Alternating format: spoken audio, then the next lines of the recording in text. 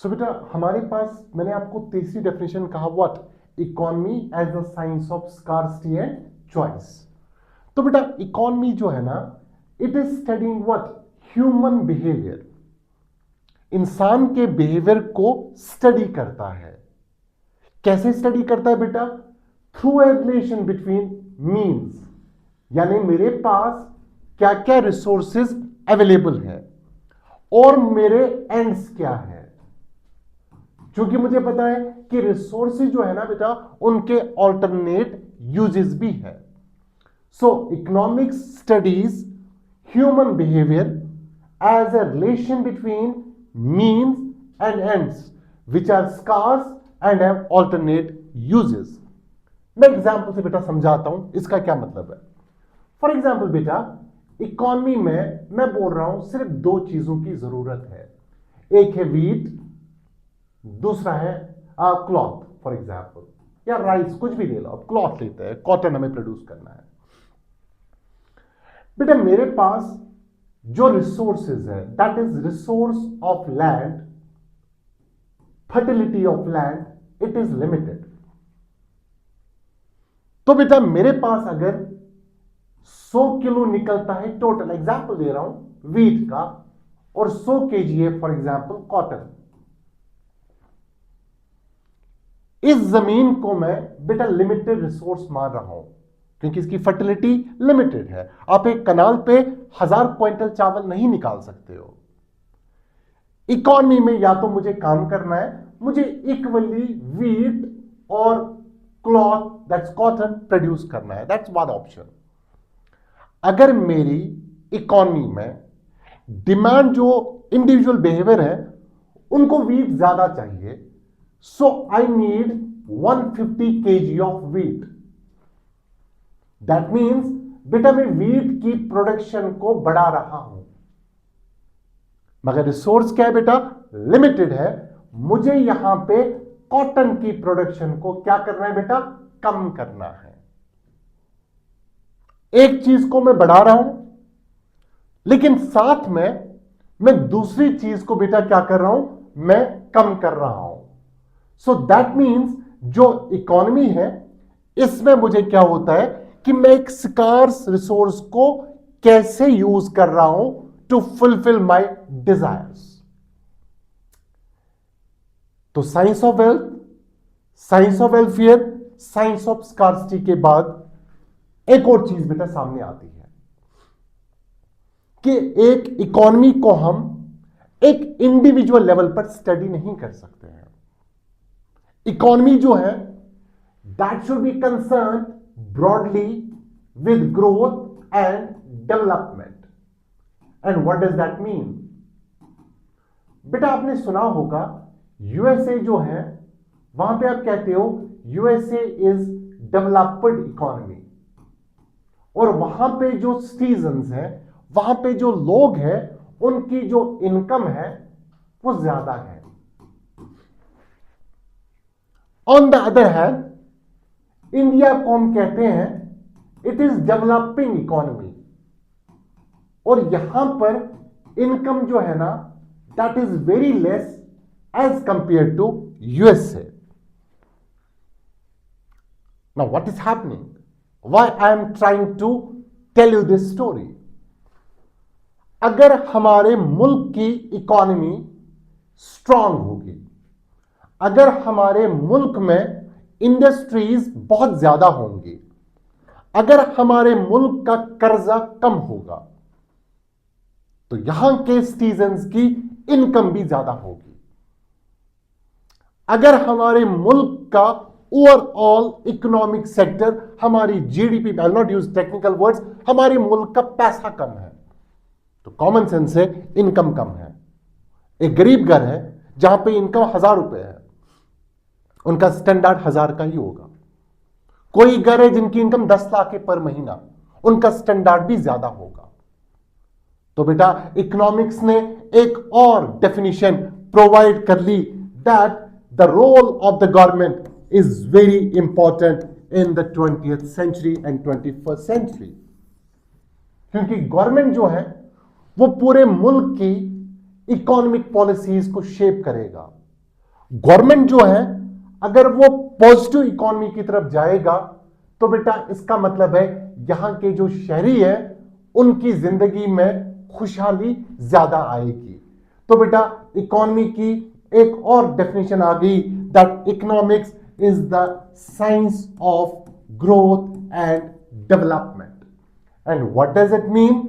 It means जो economy है it must allocate its resources among various alternative activities। और उससे बेटा क्या होगा? There will be efficient use of the resources। तो बेटा this is another definition of economy, that is economy as the science of growth and development। बेटा जब growth होती है, हम डेवलपमेंट करते हैं, उसमें मुझे नेचर का ख्याल रखना है। मैं हाईवे बना रहा हूं, वहां पे मुझे एग्रीकल्चर लैंड को रोड में लाना है, मुझे हाईवे बनानी है, मुझे पेड़ काटने हैं, तो मैं नेचर को डिस्टर्ब कर रहा हूं। तो लेटेस्ट में बोला गया economics is the science of sustainable development. That means मैं रिसोर्सेज को यूज करूंगा लेकिन इतना भी यूज नहीं करूंगा जिससे नेचर डिस्टर्ब हो जाए, जिससे फ्यूचर जनरेशन जो है उनको जो डेवलपमेंट है वो कल को सजा लगे। सो इकोनॉमिक्स का लेटेस्ट ट्रेंड जो है that economics is the science of what? Sustainable development.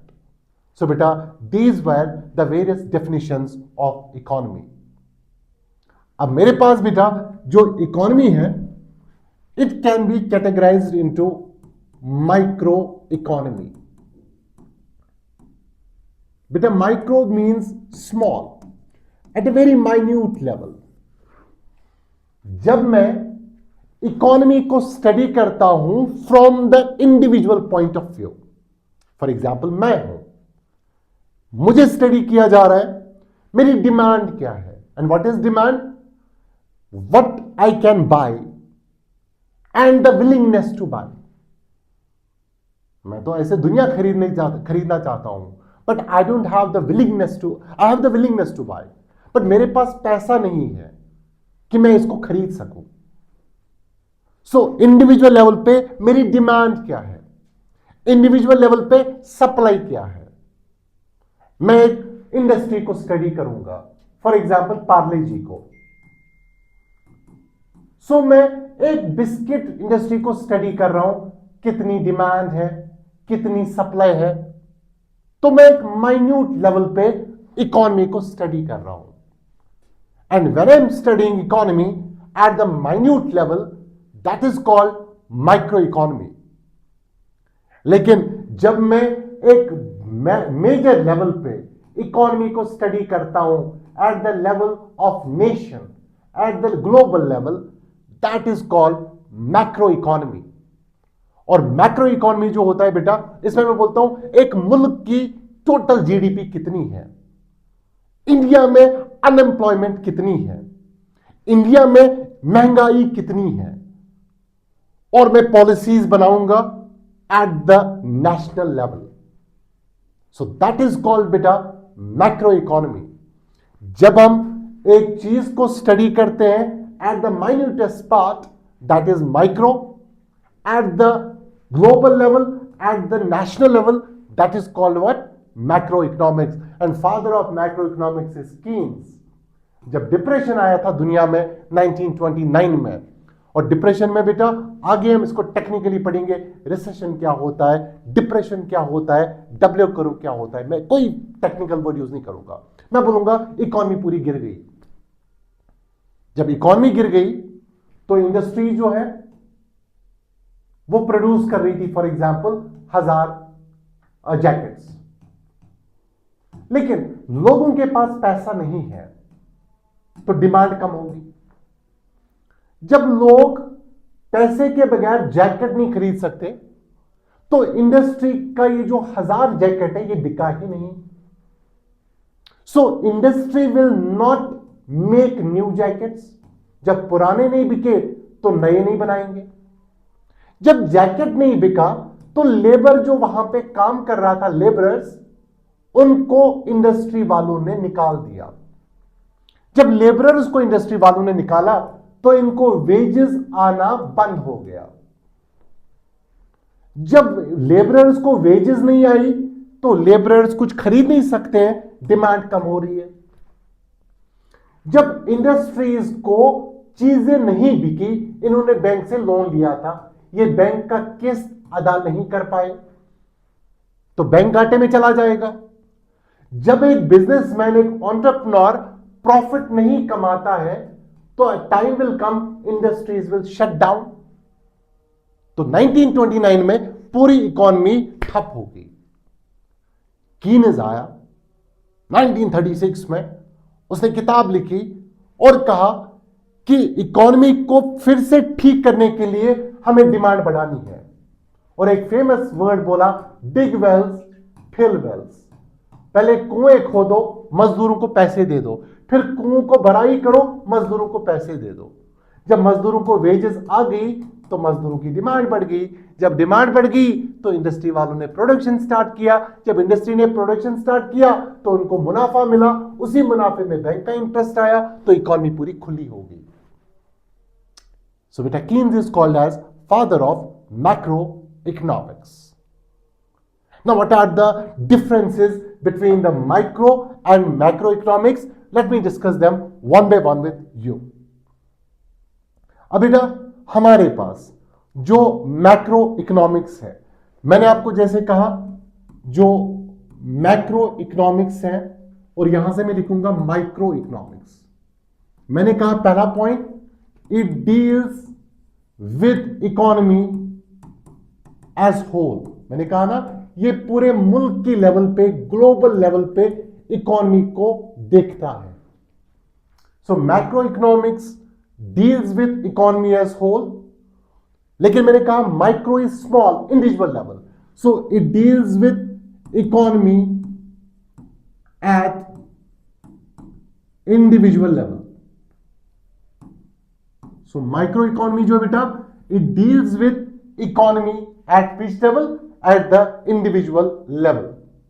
और मैंने आपको कहा जो मैक्रो इकोनॉमी है, it focuses on aggregate economic variables. और बेटा, वेरिएबल क्या होता है? अगर मुझे किसी इकोनॉमी की परफॉर्मेंस देखनी है, I have to see it in terms of various variables. मैं आपको कहूंगा आप कितने काबिल हैं, आप बोलोगे मैंने 10th में इतने मार्क्स लाए, मैंने फिजिक्स में इतना लाया, मैंने केमिस्ट्री में इतना लाया, मैंने सोशल साइंस में इतना लाया। सो दीज आर वेरिएबल्स जिससे मैं आपकी परफॉर्मेंस देख रहा हूं। सो मैक्रो इकोनॉमिक जो है ना, ये इकोनॉमी के कुछ एग्रीगेट वेरिएबल्स को डिपेंड होता है। फॉर एग्जांपल जीडीपी, आगे पढ़ेंगे हम, ग्रॉस डोमेस्टिक प्रोडक्ट। इसी तरह से बेटा, पूरे मुल्क में इन्फ्लेशन, महंगाई कितनी है। इसी तरह से मैं बोलूंगा पूरे मुल्क में बेरोजगारी कितनी है, unemployment. So macro economics deals with aggregate economic variables like GDP, like inflation, like unemployment. और मैंने आपको कहा कि जो माइक्रो इकोनॉमिक्स होता है, it focuses on specific economic units. और बेटा, ये स्पेसिफिक इकोनॉमिक यूनिट्स मतलब क्या होता है? ये इकोनॉमी को स्टडी करता है eight which level? At the house hold level. मैंने पार्ले जी का एग्जांपल लिया, एट द इंडस्ट्रियल लेवल। उसके बाद बेटा, अगर हम तीसरी चीज देखें, मैंने आपको कहा जो मैक्रो इकोनॉमी है, it analyses the behaviour of, macro की बात कर रहा हूं, it analyses the behaviour of large economic systems. मैंने कहा ना, यहां पे हम पूरे एक बड़ी एंटिटी को स्टडी करते हैं। और मैंने आपको माइक्रो में क्या करेंगे? It analyses the behaviour of small economic system, जैसे इंडस्ट्री, जैसे household. This is one more distinction between macro and meso. इसी तरह से बेटा, मैंने आपको कहा जो मैक्रो इकोनॉमिक्स है, ये इकोनॉमी को एग्जामिन करता है किस लेवल पे? at the international level, at the national level. और जो बेटा माइक्रो इकोनॉमिक्स होता है, ये स्टडी करता है, एग्जामिन करता है इकोनॉमी को at what level? Local level, at the regional level. This is one more distinction. इसी तरह से बेटा जो हमारे पास मैक्रो इकोनॉमिक्स है, it studies the interaction between different sectors of economy.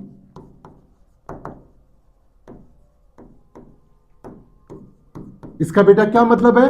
अगर मुझे इकोनॉमी को एनालाइज करना है नेशनल लेवल पे, तो मुझे यहां पे हर चीज की रिलेशन को एग्जामिन करना है. जैसे फाइनेंशियल सेक्टर, मैं देखूंगा मेरा बैंकिंग सेक्टर कैसा है.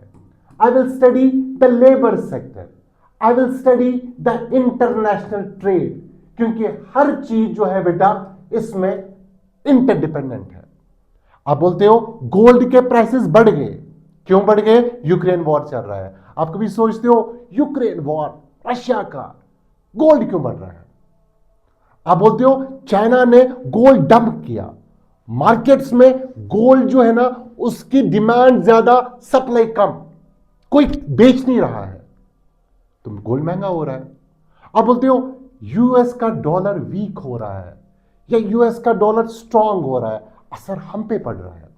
2008 में लेमन ब्रदर क्रैश होता है यूएसए में, अनएम्प्लॉयमेंट होगी दिल्ली में मेरे भाई की. So that means everything is interconnected in the macro economic level. और बेटा जो हमारे पास माइक्रो इकोनॉमिक्स है, ये बेटा क्या डिस्कस करता है? ये डिस्कस करता है प्राइसेस, सप्लाई, डिमांड.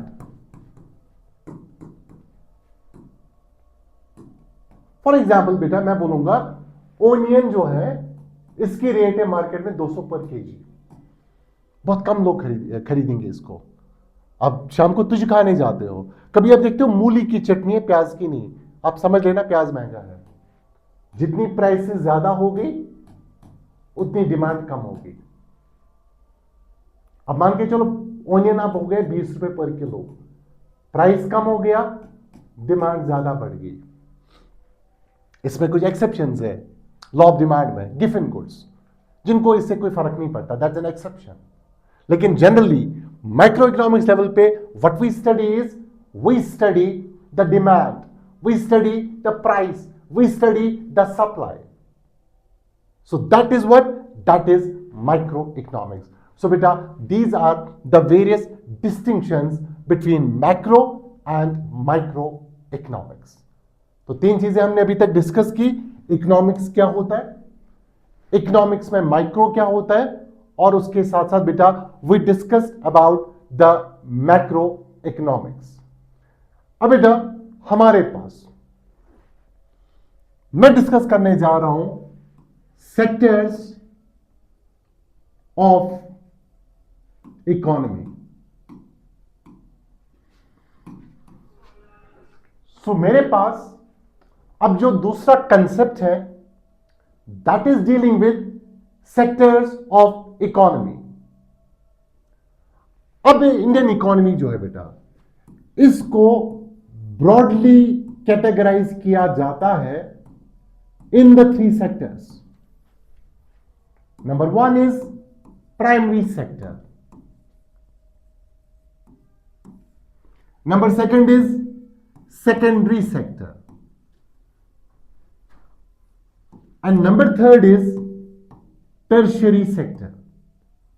आगे हम देखेंगे इसमें फिर 2 ब्रांचेस और है, क्वाटरनरी एंड क्यूनरी सेक्टर.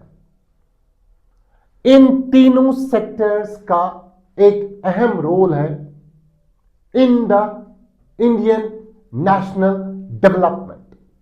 इन तीनों सेक्टर्स का इंपॉर्टेंट रोल है इंडिया के इकोनॉमिक डेवलपमेंट में. अब हमारे पास अगर मैं ब्रॉडली बताऊं आपको बेटा, प्राइमरी सेक्टर जो है it is mainly dependent upon nature. For example agriculture, for example mining, for example fishing. इसी तरह से बेटा जो मेरा सेकेंडरी सेक्टर है, it is mainly concern with industries, it is concern with manufacturing, this is called secondary sector example. इसी तरह से बेटा जो मेरा टर्शरी सेक्टर है, white collar jobs, it is concern with banking, it is concern with insurance, it is concern with telecommunication.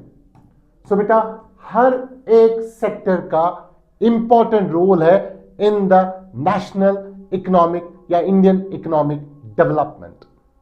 So I will discuss these sectors one by one.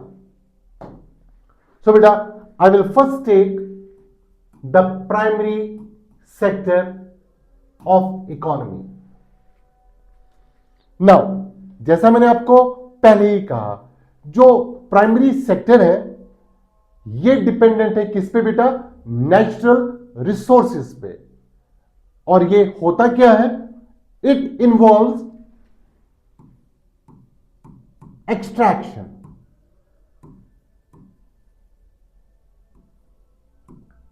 And production. किस चीज का बेटा? Of natural resources. सो बेटा जो मेरा primary sector है, it deals with extraction and production of natural resources. अब बेटा इसमें आता क्या क्या है? मैंने कहा ना ये नेचर पे डिपेंडेंट है, तो एग्रीकल्चर है बेटा, एग्जाम्पल है बेटा इसकी, फॉरेस्ट्री है, फिशिंग है बेटा, माइनिंग है बेटा।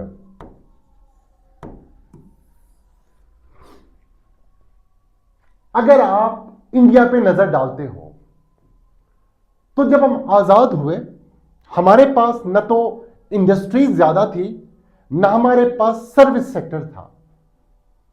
तो उस टाइम पर भी बेटा जब आर्टिकल 1 इंडियन कॉन्स्टिट्यूशन का हम पढ़ते हैं, इंडिया दैट इज भारत, तो भारत मींस रूरल इंडिया।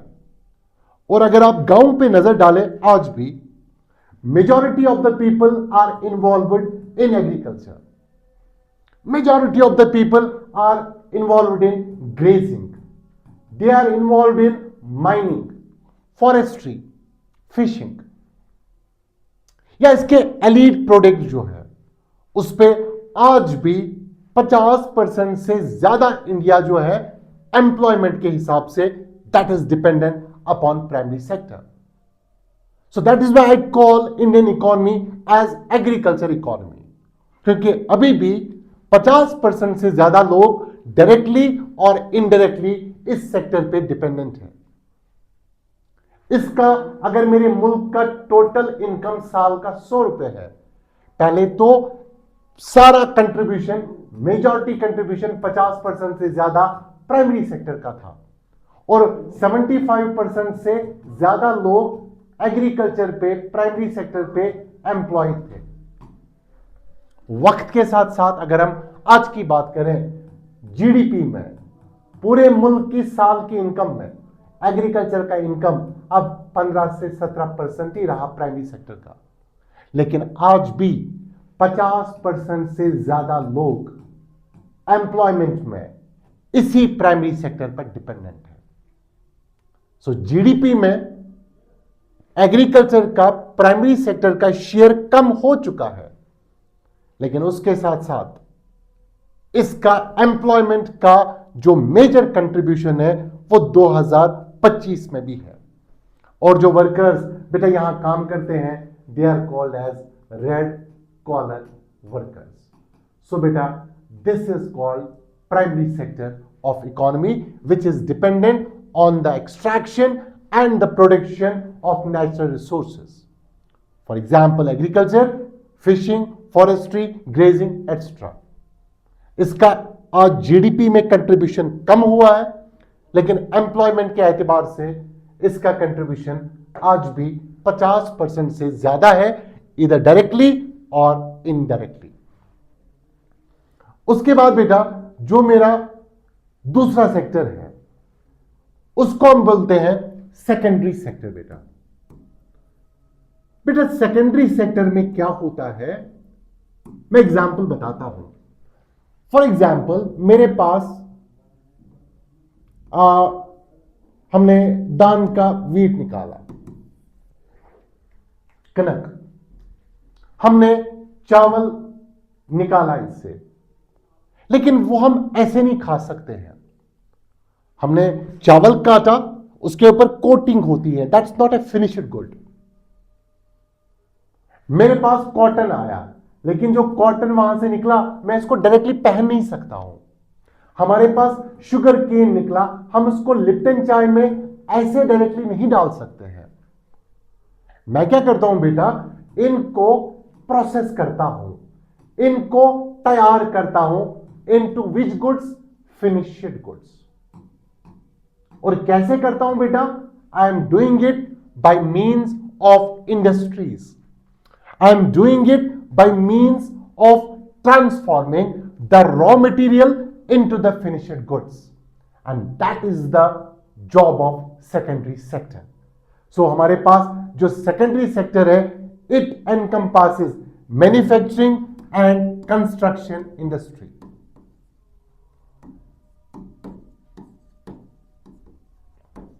और बेटा इसमें हम क्या करते हैं, इसमें हम प्राइमरी सेक्टर के रॉ चीजों को ट्रांसफॉर्म करते हैं into what goods, finished goods.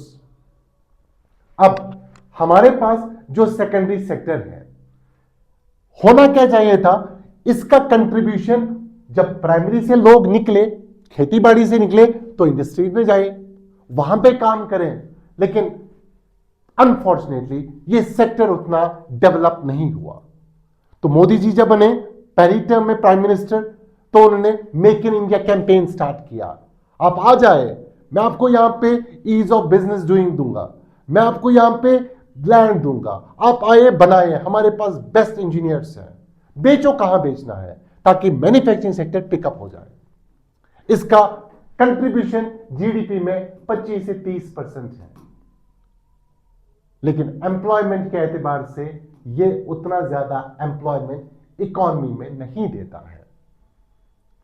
और जो वर्कर्स बेटा इसमें काम करते हैं, they are called as blue collar workers.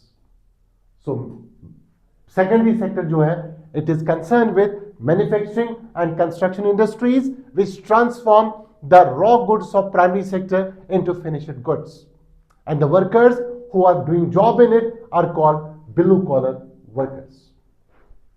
उसके बाद बेटा मेरे पास आ जाता है एक और सेक्टर इकोनॉमी का, that is called as tertiary sector.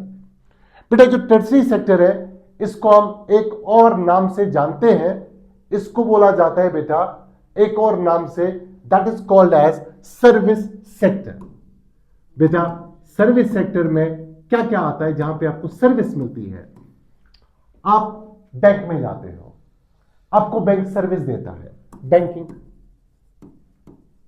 Tourism है बेटा, इट इज ए सर्विस। आपका टेलीकम्युनिकेशन है, इट इज ए सर्विस। आपका इंश्योरेंस है, इट इज ए सर्विस। और बेटा इकोनॉमी में इसका कंट्रीब्यूशन जीडीपी में, टोटल इनकम जो साल की है मुल्क की, टर्शरी सेक्टर का जो कंट्रीब्यूशन है दैट इज 65%। मैं बजट जब पढ़ाऊंगा I will give you the exact data कितना कंट्रीब्यूशन इस साल था। तो कंट्रीब्यूशन जो जीडीपी का है उसके एतबार से पहले टर्शरी सेक्टर, फिर सेकेंडरी, फिर प्राइमरी। एम्प्लॉयमेंट में पहले प्राइमरी, फिर सेकेंडरी, फिर टर्शरी। अगर आपके पास जमीन 50 कनाल है, उसमें 500 लेबर भी लगेंगे। बैंक आपका बहुत बड़ा है, उसमें स्टाफ कितना होता है, 10 बंदे, 12 बंदे। और जब से बेटा डिजिटल इकोनॉमी का कंसेप्ट आया इंडिया में, हमारी डिजिटल इकोनॉमी जब बेटा बढ़ गई, तो उससे क्या हो गया बेटा, उससे जो टर्शरी सेक्टर में फिनटेक सेक्टर है उसमें रिफॉर्म्स, उसमें चेंजेस बहुत ज्यादा आए, इनोवेशंस बहुत ज्यादा आए। पहले आप जाते थे बैंक में फिजिकली जाना, चेकबुक के थ्रू, पासबुक के थ्रू। उसके बाद एटीएम आया, फिर एटीएम जाना, फिर वहां से पैसे निकालना, आज आप जाते हो चाय पीने, हाँ भैया कितना हो गया, क्यूआर कोड आपने स्कैन किया, पैसे डाल दिए। इनोवेशन। आप पहले रिचार्ज करते थे, बिल भरते थे, लाइन में बैठते थे, आज आप घर पे बैठे हो, फोन पे किसी भी गूगल पे से आप पेमेंट करते हो। तो बेटा इस टर्शरी सेक्टर में इनोवेशंस क्या आई, बहुत ज्यादा आई। उसके बाद बेटा जो टर्शरी सेक्टर है इसमें फिर से डिस्टिंक्शन हो गया दो और सेक्टर्स में।